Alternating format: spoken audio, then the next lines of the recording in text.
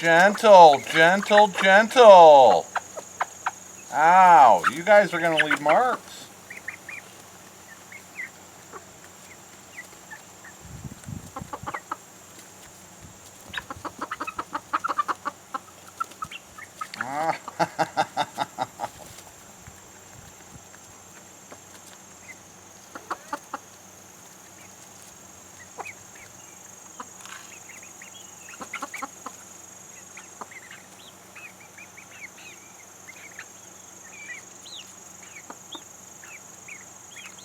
Ow, don't peck my finger. Oh, no.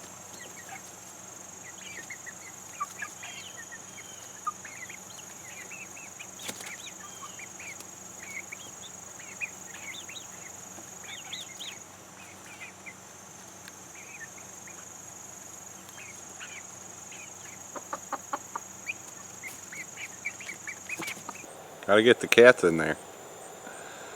Good afternoon from Bobblehead Homestead. I am Jeff. Today is Sunday and it's let up raining for a little bit.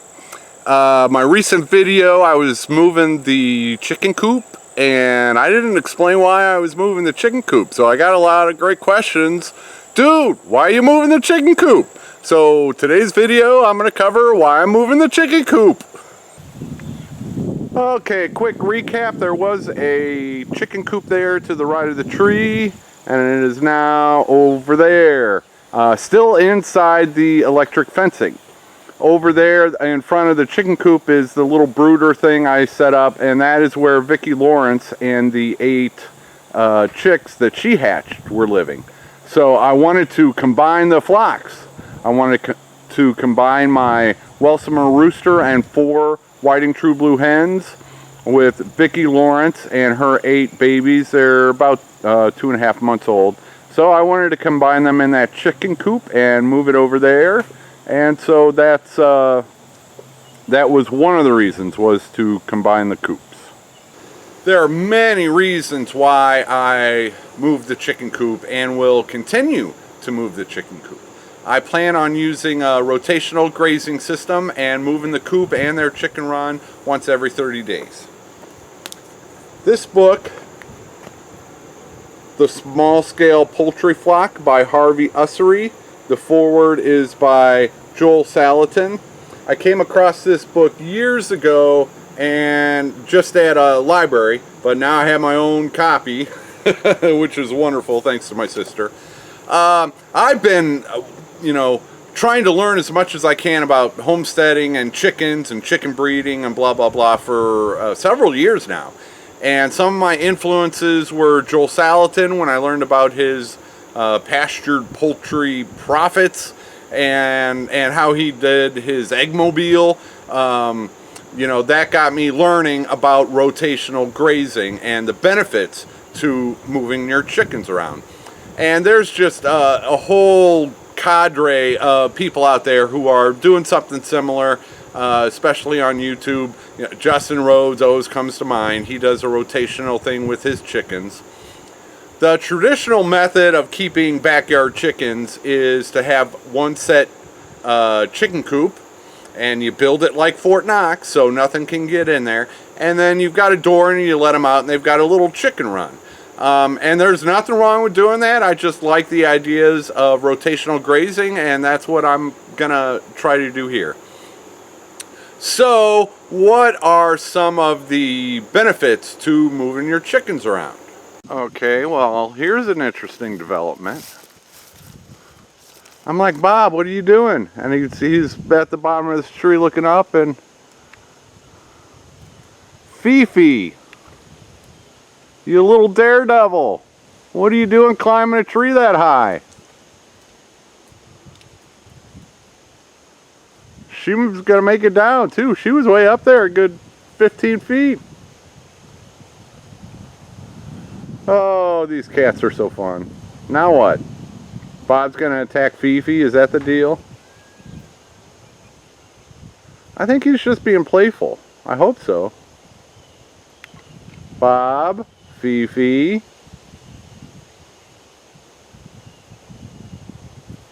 Well, he's getting ready to pounce. And that's usually as far as it goes. Fifi will take a swipe at him, and that's it. Bob's like, that. He's like, see, I can climb a tree too. Dude, where'd you go? I see your tail. Bob, what in the world are you doing up there, Bob?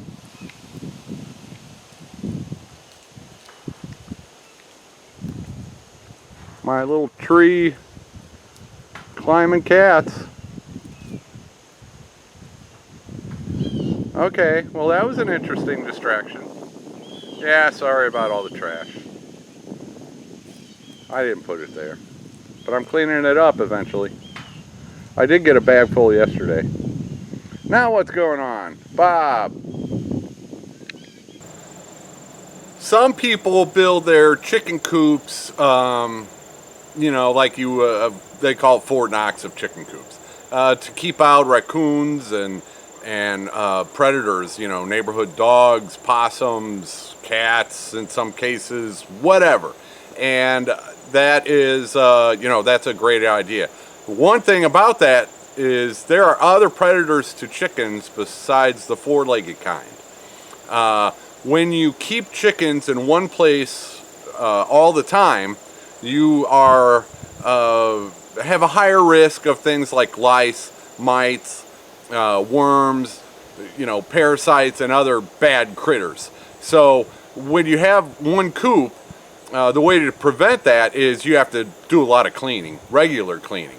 And so I'm taking a different approach. My coops are not built like Fort Knox. I just got chicken wire, and you know, I had a snake in one of my nest boxes, so they can still get in there. But I'm using the electric poultry fencing from Premier One around my coops, and I'm using that as my measure of protection against predators of the four-legged variety. They got to get through that electric fence before they can get in. So that's how I'm doing things a little bit different. Now on the parasite and lice and mite and bad critter front, another way to prevent that, other than keeping your chicken coop, you know, extremely clean, is to move them once a month.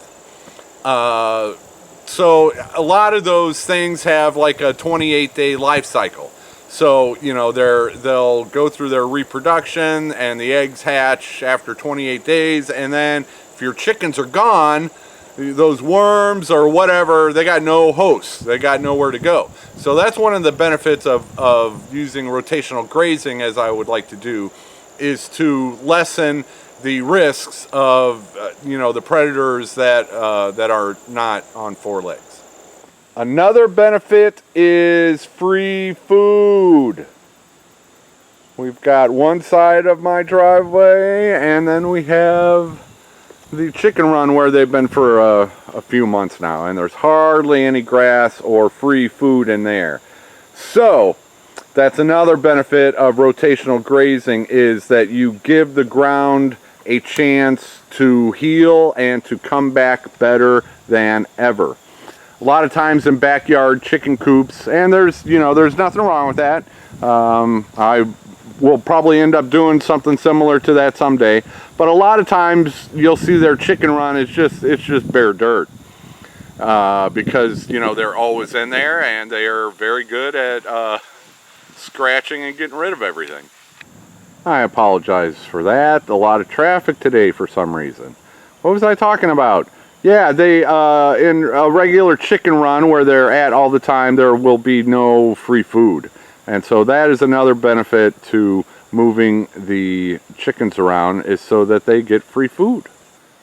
When I had Vicki Lawrence and her 8 baby chicks over here, they were small enough to get outside the fencing. They were going around eating bugs and grass and clover and lamb's quarter and dandelions, and they eat all kinds of stuff. And it was noticeable that they were eating a lot less of the regular chicken feed that I give them. And so that is a huge benefit, because that organic feed I'm getting is not the cheapest stuff in the world. So it really can cut down on your food costs. And by rotating them, as I was talking about earlier, you give the ground a way to heal. So my plans going forward for this fall is, well, the neighbor's going to come back through here and level this out, and so almost all that vegetation is going to be gone. But I can still put the chickens here. They're not going to be getting the free food as I was talking about earlier, but they will be leaving behind fertilizer. And so that is another benefit of moving your chickens around, is I will probably put them out here until winter comes at some point in November, and they can help till up this area and leave their little fertilizer droppings all over the place, and then I will be able to, you know, as soon as they're gone, I can plant either cover crops in there, or next spring I can you know, do more gardening out in this cleared area. So that will be another benefit, is leaving their fertilizer behind and then taking advantage of that.